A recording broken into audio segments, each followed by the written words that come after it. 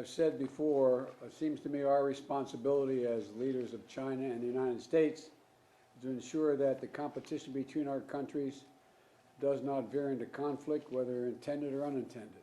Just simple, straightforward competition. And it seems to me we need to establish some common sense guardrails to be clear and honest where we disagree and work together where our interests intersect, especially on vital global issues like climate change.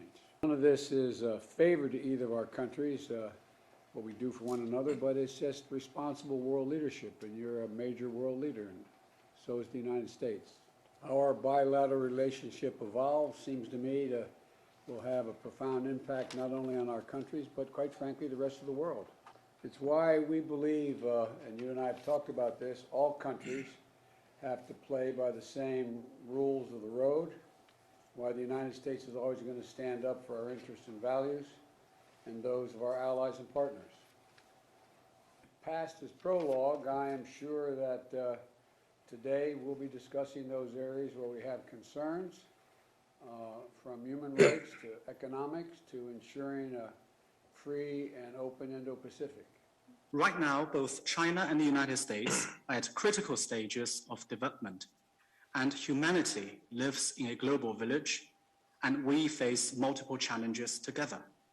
As the world's two largest economies and the permanent members of the UN Security Council, China and the United States need to increase communication and cooperation.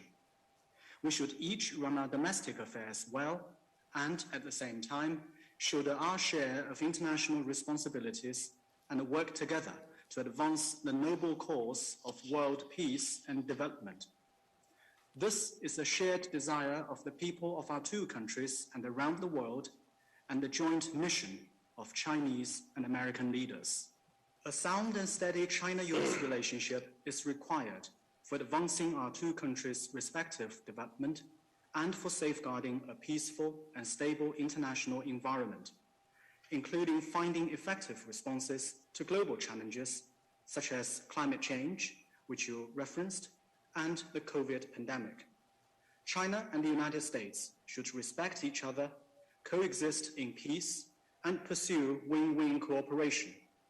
I stand ready to work with you, Mr. President, to build consensus, take active steps, and move China-US relations forward in a positive direction. Doing so will advance the interests of our two peoples and meet the expectation of the international community.